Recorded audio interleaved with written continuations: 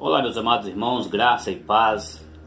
Eu sou Jesuíno Batista e esse é o caminho da verdade. Hoje eu estarei comentando capítulo 6 de Gênesis, mas permita-me chamar aqui esse título da grande conspiração de Gênesis. Gênesis capítulo 6, houve uma conspiração. Note você que talvez você, assim como eu, fiquei me perguntando por vários anos. Eu sou cristão, eu pertenço hoje, a Cristo, mas eu frequento a igreja Assembleia de Deus e há muitos anos eu me perguntava por que Deus colocou o homem no jardim e depois tirou de lá? Por que Deus destruiu a terra? E você, com certeza, várias vezes ficou se perguntando também. Porque o Senhor é um Deus bom, mas porque Ele destruiu todos os habitantes da terra, porque o Senhor permitiu que crianças, animais morressem afogados. Isso não seria uma grande maldade? Talvez você tenha pensado dessa maneira, como eu já pensei. Mas quando o Senhor começou a me revelar a palavra, Ele começou a me mostrar, e eu comecei a ver as coisas de outro ângulo. Comecei a ver as coisas com o coração de Deus. E com as revelações que o Senhor tem me dado, eu me propus agora, em 2021, estar fazendo comentário da Bíblia de Gênesis a Apocalipse. E eu, há 2 meses atrás, eu comecei a gravar um vídeo, comecei a estudar Gênesis capítulo 6, e eu parei no versículo 11, porque Deus começou a me revelar, Jesuíno, eu vou te falar, eu vou te contar por que eu destruí a terra e por que eu destruí os animais, porque eu destruí tudo que tinha vida, com exceção a família de Noé. Porque embora tempos difíceis, Deus achou graça em uma família. Hoje não é diferente. Hoje nós estamos vivendo em tempos difíceis também, e você pode fazer a diferença também na terra. Você, minha irmã, meu irmão, você, pastores que está vendo esse vídeo e usa da igreja do Senhor para se beneficiar financeiramente, quero dizer para você que nada passa despercebido aos olhos do Senhor e que Ele sabe o que você está fazendo. Mas assim como o Jesus, Yeshua e Hamashir, o Filho de Deus, como o Messias, como você preferir chamar,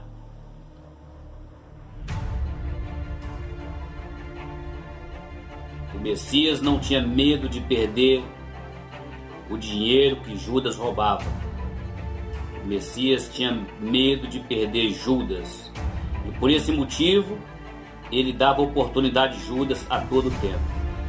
Quando Judas estava então traindo o Messias, ele foi lá e o beijou. Quem beijaria seu inimigo? Então o Senhor, para preservar a espécie humana, Ele travou uma grande luta com Satanás e com seus anjos, na verdade.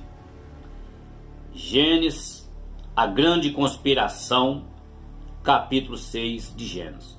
Eu peço a você, compartilhe esse vídeo com outras pessoas, porque Deus vai então abrir a sua mente mais e mais. Você que pensou, que sempre se perguntou por que Deus acabou com toda a raça humana, né? Um grande cataclismo, que é o dilúvio. Hoje você terá a resposta.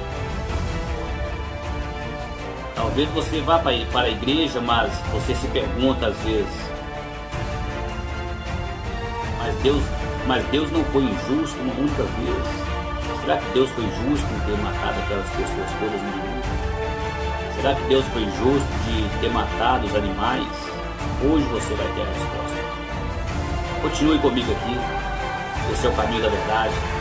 Eu sou Jesuíno Batista, servo do Deus vivo, Deus de Abraão, de Isaac e Jacó. Eu te abençoo, ó Israel. Então, Gênesis capítulo 6 diz que como os homens começaram a se multiplicar sobre a terra, lhe nasceram filhos e filhas. E viram os filhos de Deus, que as filhas dos homens eram formosas, eram moças belas,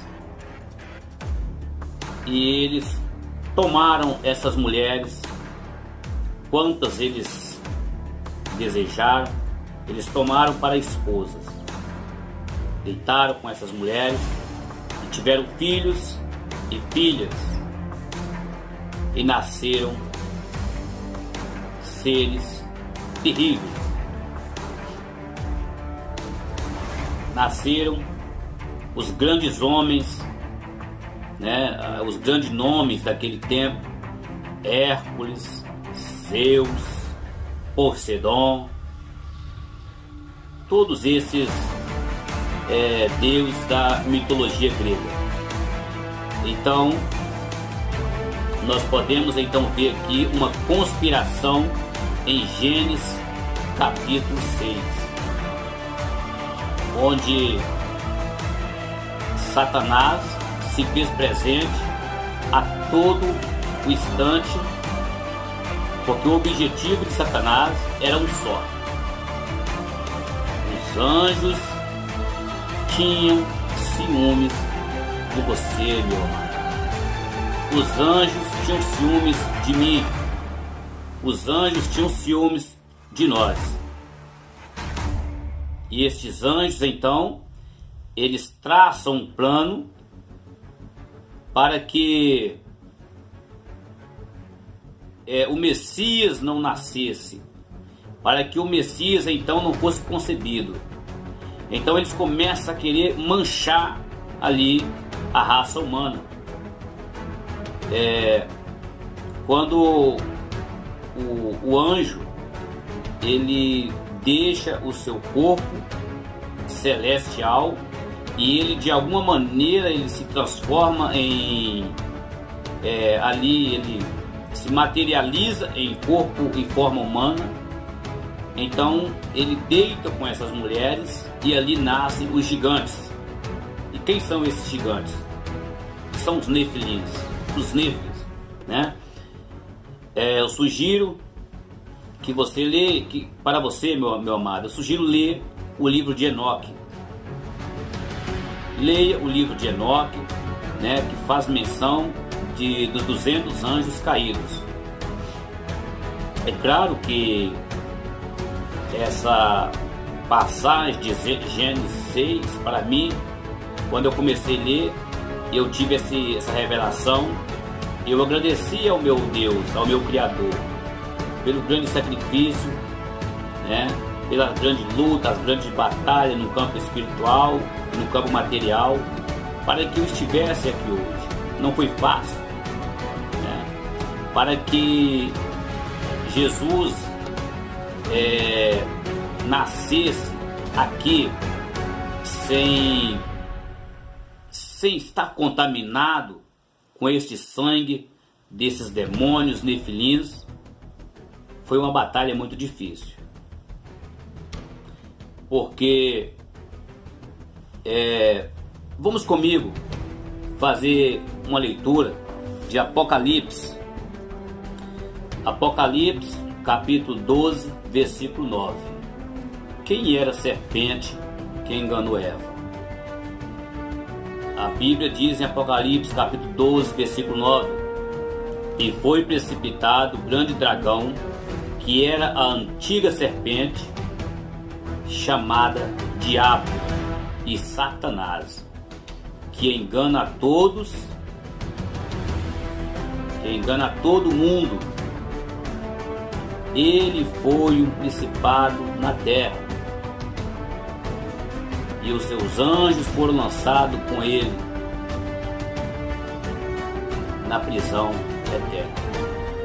E foi precipitado o grande dragão, a antiga serpente. Olha que o Senhor, ele fala antiga serpente, porque agora ela já evoluiu com o tempo e já não é mais a antiga serpente, já é o grande dragão. Mas está preso. Então, o inimigo, Satanás, ele já começa no jardim do Éden querer corromper ali a raça humana. E de certa forma, ele conseguiu ali ter êxito de uma certa maneira, falando assim de um grosso modo, de uma certa maneira, ele consegue, porque ele contamina a mente de Eva. E então o Senhor tem que tirar ali aquela família do jardim do Éden. E do jardim do Éden não saiu somente Eva, saiu Adão e saiu mais filhos, muitos filhos com eles do jardim do Éden. Ah, irmão jesuíno, mas a Bíblia diz que saiu Eva e Adão. A Bíblia, ela usa sempre, ela se refere a pessoas de notoriedade. Quando vai se relatar a determinada família, ela fala família de Jacó, família de Abraão, a família de João, a família de Pedro. Ela não relata os outros, porque não são pessoas de certa importância. Mas fato é que Eva não saiu sozinha do paraíso. Tanto é que o Senhor ainda no paraíso diz para Eva: eu farei com que você agora, as dores do seu parto sejam multiplicadas, né? Ou seja, ela já conhecia a dor do parto. Eu quero que você entenda comigo que eu não quero aqui atrapalhar a sua fé ao dizer para você que a agulha, a Bíblia diz, mais fácil um camelo passar pelo fundo de uma agulha do que um rico entrar no céu. Eu não quero que você saia do caminho, porque eu vou explicar para você que esta agulha não é a agulha de costurar, mas sim duas pedras que tem na entrada de Jerusalém, onde o camelo, para passar, adentrar aquela cidade, tem que ser tirado aquela carga do camelo para que ele entre, porque é duas pedras apertadas que tinha na entrada ali, né, de Jerusalém. Então, o meu objetivo é que você se fortaleça aqui a sua fé cada vez mais, porque o Senhor travou batalha por você. Não esqueça da batalha de Daniel. 21 dias de batalha no campo espiritual. Anjos lutando para trazer a vitória até o servo Daniel. E eu estou falando com você hoje dos nefilins, os gigantes, que alguns tinham até 150 metros de altura. Mas talvez você não esteja convencido. Então vamos para o livro de Judas. O livro de Judas fica próximo ao Apocalipse. Quem é Judas, irmão Jesus? Que livro é esse? Eu estou na igreja há 40 anos e não sei quem é Judas. Judas, irmão do próprio Criador. Judas, irmão do Messias, irmão de Ial, irmão de Yeshua e Hamashi, irmão de Jesus, irmão do Cristo, irmão do Messias. Eu estou falando dos vários nomes hoje de Jesus conhecido, por causa das grandes interpretações, né, que tem tido, e as pessoas então, cada um trata de uma maneira, né, esse nome, né, o nome Jesus. O certo de dizer é Yeshua Hamashi, é o nome do Cristo, é o nome do Messias, é o nome de Jesus. Sempre que eu preciso, eu clamo a Jesus e Ele sempre me ouviu até hoje. É assim que eu chamo e é assim que Ele me atende. Judas, no versículo 6, capítulo 1, Judas só tem um capítulo. Judas capítulo 1, versículo 6. E aos anjos que não guardaram o seu principado, mas deixaram a sua própria habitação, reservou na escuridão, né? Jogou esses anjos na prisão eterna até o juízo do grande dia final. E o Senhor disse: mas os anjos que não guardaram o seu principado, que não guardaram a sua comunhão, que não guardaram a sua santidade, mas estes anjos foram após outra carne, após uma carne estranha. Ou seja, esses anjos, eles se materializaram, né, em forma de corpo humano, para então deitar com essas mulheres. O Senhor então, o castigo desses anjos foi ser lançado na prisão eterna. Judas capítulo 1, versículo 6. Esses anjos são quem? São os Nefilins, né? Os Nefilins, que tem nome também, os Nefilins. No livro de Enoque fala dos Nefilins. Existem vários escritos, mais de 500 escritos, né? 500 narrativas. Hoje, em pleno século XXI, existe mais de 500 narrativas que trata do grande cataclisma. Hoje, você que é cristão não tem como negar que houve dilúvio. O ateu que não acredita no Criador também não tem como negar que o dilúvio realmente existiu. O dilúvio não é fruto da imaginação humana. O dilúvio não é também uma invenção. O dilúvio não é uma historinha para fazer criança dormir. O dilúvio, o grande cataclismo, foi uma realidade. Vamos entrar sem mais delongas, porque o Senhor resolveu então acabar com a raça humana. Os anjos caídos, esses 200 anjos caídos, esses anjos, eles trouxeram para si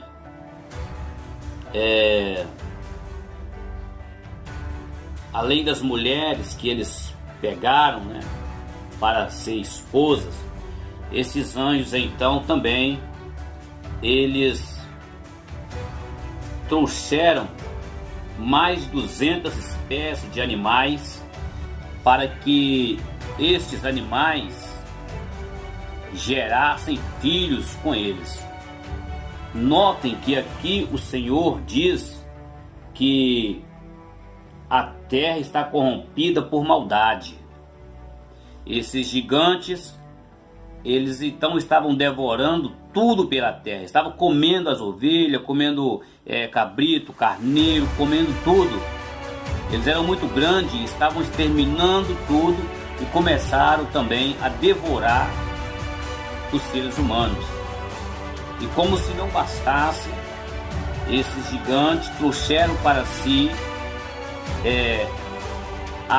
um escritor chamado Gerwen. Ele, no seu livro, que não tem em português, não existe esse livro em português, ele então relata que esses gigantes, os nefilins, esses demônios, eles buscaram para si, né, pediam que seus servos trazessem para eles do mar, peixes do mar, animais marítimos, né, para que eles então tivessem relações sexuais com os grandes peixes, com os mamíferos. E então nasceram essas aberrações, esses seres híbridos, né? Esses seres aí com várias fileiras de dentes na boca, esses seres realmente terríveis. Então eles fizeram coisas terríveis. A Bíblia diz que nem os animais estavam puros mais, porque os animais, uma vez que esses homens, esses demônios deitou com animais, eles contaminaram, né? Contaminou e colocou em risco toda a espécie, toda a fauna, colocou em risco tudo, colocou em risco toda a vida silvestre, né? Porque começou a nascer. Aí você vê que tem a mitologia grega, os minotauros, né? Onde realmente existiu esses demônios, né? Que era cruzamento desses anjos com vacas, né? Com bois, com cachorros, né? Com toda espécie de animal da terra. Eles então quis contaminar tudo, porque eles ficaram com ciúmes de Deus, né? Da grande criação, do plano que Deus tinha, né? O Deus de Abraão, de Isaac e de Jacó, do grande Criador, o Ial, né? Tinha para a humanidade. E aí o plano do Criador, do Deus de Abraão para a humanidade, é que a humanidade vivesse em paz, né? Mas os anjos se rebelaram contra o Criador e eles se materializaram em corpos humanos, né? Se transformaram em seres humanos de alguma maneira, de alguma forma aqui, né? Eles se materializaram, conseguiram fazer isso, e eles deitaram com mulheres, deitaram com animais, e essa é a realidade. Por esse motivo, o Senhor então teve que destruir tudo. E ele achou ali a família de Noé, né? Achou a família de Noé pura, no meio de tanta perversidade. Ele encontrou então a família de Noé. Hoje também não é diferente. O mundo está perdido, mas você não é obrigado a se contaminar. Eu quero dizer para você, meu amado, minha amada, que ovelha não acompanha o lobo. Esses pastores que estão por aí hoje estão a serviço do demônio, estão a serviço do inimigo. Senhor, Silas Malafaia, Valdomiro Santiago, Macedo, Angenor Duque nem se fala. Esse nem em Deus acredita. E tem vários outros.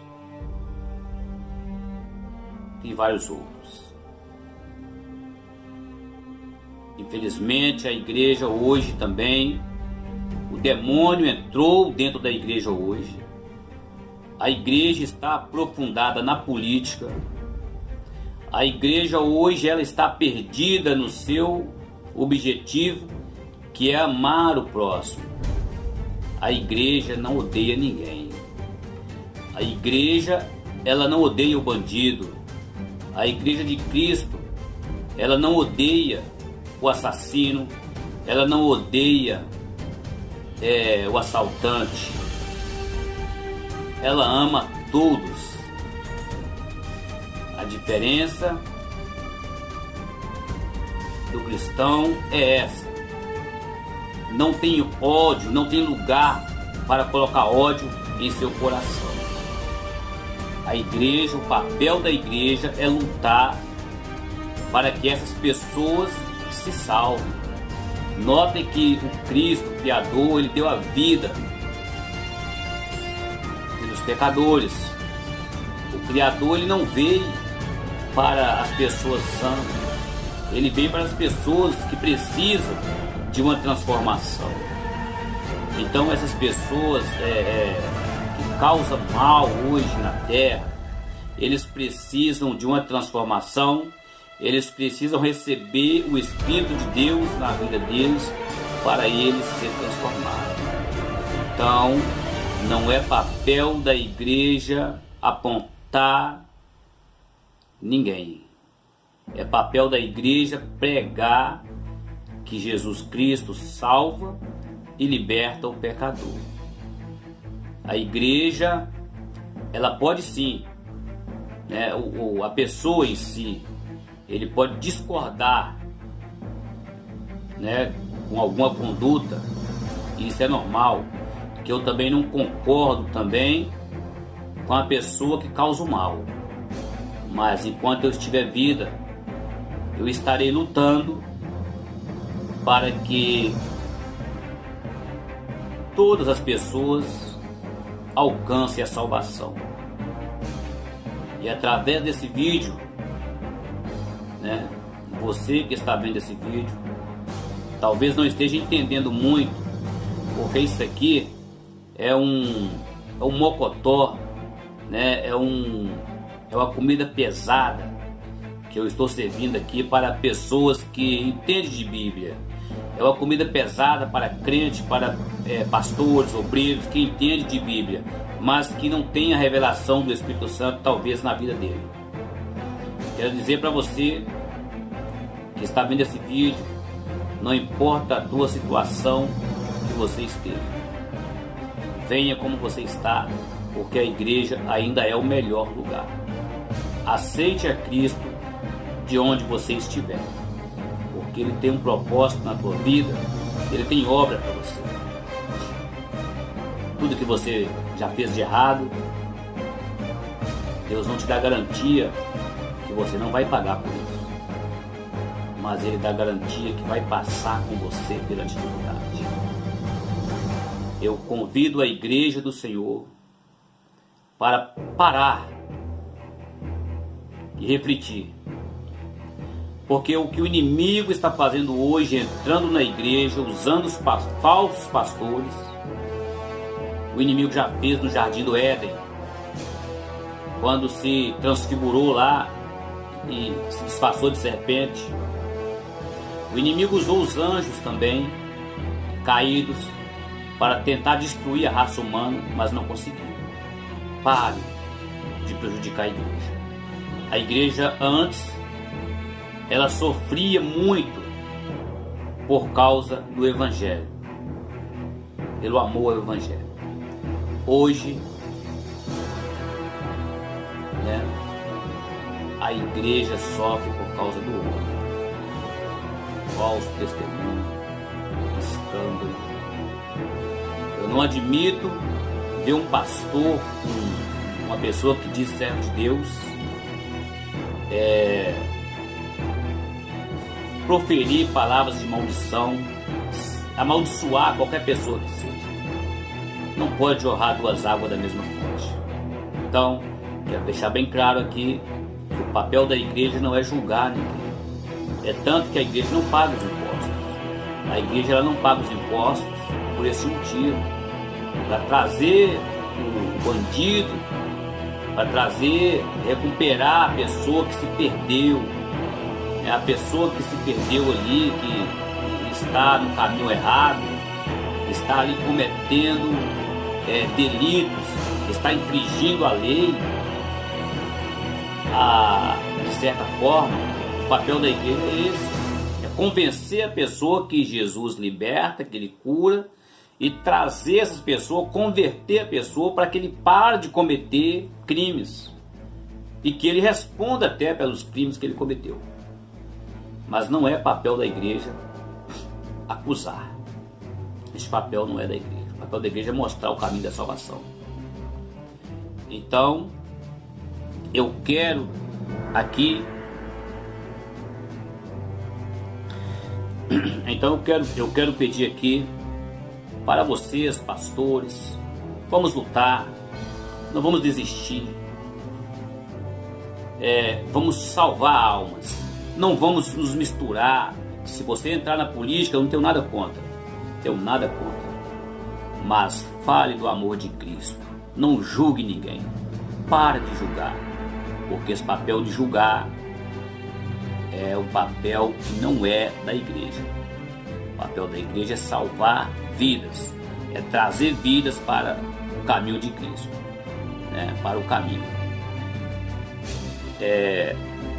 Depois eu comento mais sobre isso, mas eu quero dizer para os senhores aqui, o livro é um escritor chamado Flávio José. É impossível falar de dilúvio, falar da história, né? Falar da história moderna, contemporânea, sem falar, né, de escritores. Impossível falar da história do cristianismo sem citar Flávio José. Quem foi Flávio José? Flávio José, ele foi um escritor que 4 anos após a morte, né, do Cristo, de Jesus, ou melhor dizendo, após a morte da matéria, né, da carne, porque Cristo não morreu. Cristo está com você e está comigo. Após a morte de Cristo, um escritor chamado Flávio José, ele começa então a fazer relatos, né? E ele não era cristão. E ele começa a escrever, e Flávio José, em seus escritos, ele então cita vários textos que falam do grande cataclisma, ou seja, do dilúvio, né? Dilúvio, traduzido para o hebraico, é o cataclisma. Então Flávio José ele fala do grande dilúvio. Realmente existiu o grande dilúvio. 4 anos depois da morte de Cristo, Flávio José começa a então se interessar pela história do povo judeu, e ele então começa a buscar o DNA do povo judeu. Então ele começa a narrar o dilúvio. E ele então narra em seus documentos, né, a existência de nefilins, né, anjos caídos. Então o Flávio José ele reconhece aí vários escritores como Hieromeu, né, que era o escritor antigo da época, escritor egípcio. Esse escritor ele escreveu sobre as atividades fenícias, né? Então o Flávio José reconhece esse escritor, e esse escritor também ele fala do grande dilúvio. Ele reconhece Peroso, né, o caldeu, que também era um escritor também. Menotos também ele reconhece, Flávio José reconhece esse escritor Menotos, Eucateus, vários escritores que então trataram ali do dilúvio, e Flávio José também reconhece que realmente existiu o dilúvio. Então escritores respeitados narravam o dilúvio, né? E o dilúvio é uma história, os judeus eram testemunha ocular do dilúvio, né? E os judeus eram pessoas odiadas pelos romanos. Não tinha motivo de escritor nenhum reconhecer, né, a história do grande cataclisma, ou seja, do dilúvio. Então, por este motivo, você está sabendo hoje, né? Se você não sabia, foi por este motivo que o Senhor então acabou com a terra e acabou com tudo. Porque os nefilins, anjos caídos, demônios, eles buscaram para si mulheres e também animais, para então ter filhos, né? E nasceu aí os minotauros, nasceram aí esses demônios, os gigantes da época, né? Depois veio Golias. Aí você pergunta, mas irmão Jesuíno, mas depois do dilúvio eu vi também passagens bíblicas onde tinham gigantes. Eu vou fazer um estudo mais profundo sobre isso, se vocês pedirem, claro, né? Mas de certa forma, o DNA dos gigantes, eles conseguiram chegar até o pós-dilúvio. E como o DNA dos gigantes conseguiram chegar até o pós-dilúvio, eu disse aqui que os gigantes, os nefilins, esses anjos caídos, eles cruzaram, né, deitaram, fizeram sexo com peixes marítimos, com animais marítimos, né? E então nasceram ali, de repente, não sei como, esses gigantes chegaram. Tem coisas que nem tudo é revelado, mas eu sei que existem cavernas também. Quem conhece aí, pessoa que entende de rios, né? Existe aí nos rios, nos mares, existem cavernas onde você entra nas cavernas e você fica nessas cavernas lá dentro, debaixo da terra, cavernas de água, né? Onde tem bolha de ar, e é possível você ficar ali vários dias ali dentro dessas cavernas. Então, de certa forma, eu acredito que nem todos os nefilins morreram, né? Nem todos os nefilins morreram.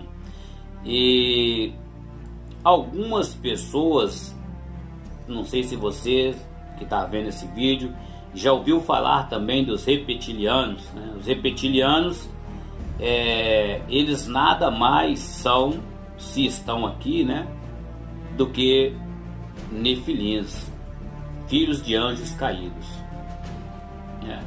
Então, de certa forma, o DNA desses anjos caídos ainda permanece ainda aqui na Terra de alguma maneira.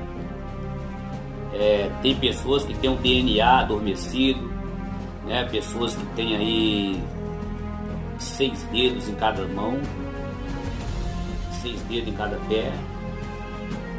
Eu não estou dizendo que você que tem esses 6 dedos é um nefilim, né? Eu estou dizendo que existe um DNA adormecido na Terra. E tem várias pessoas, e os nefilins, uma das características deles eram ter 6 dedos em cada mão, 6 dedos em cada pé. Existem tribos hoje que elas todas têm 6 dedos em cada mão, em cada pé, mas tem um DNA adormecido, tá? Não significa que essas pessoas então são pessoas do mal, pessoas do demônio, não é isso. Eu estou dizendo que estou falando agora de DNA, eu estou falando de ciências exatas. Então, de certa forma, os nefilins, alguns conseguiram sobreviver ao grande dilúvio, escondidos debaixo da caverna, de alguma maneira. Então, para concluir aqui o estudo de hoje, foi por esse motivo que então o Senhor acabou com a raça humana. Por esse motivo o Senhor trouxe o dilúvio sobre a terra. Porque era preciso que o Messias nascesse, e nascesse de uma pessoa que não estivesse contaminada, né? Por isso que o Senhor diz ali, né, que encontrou Maria, e Maria ela não tinha, ela era pura, né?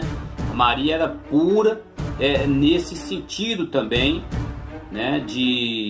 Primeiro que ela nunca tinha tido relações sexuais com homem, né? Mas era pura também no sentido na família de Maria não está contaminada com esse sangue de nefilins, né, desses anjos caídos, tá certo? Então, imagina você a dificuldade que teve, né, para que eu e você hoje não estivesse contaminado com o sangue desses demônios, né, nefilins. O Senhor precisou acabar com eles, exterminar eles da face da terra, né, para que você estivesse aqui. Então vamos agir como verdadeiros filhos de Deus, vamos agir como servos de Deus e vamos então levar o Evangelho, o verdadeiro Evangelho. Eu estou dizendo a você que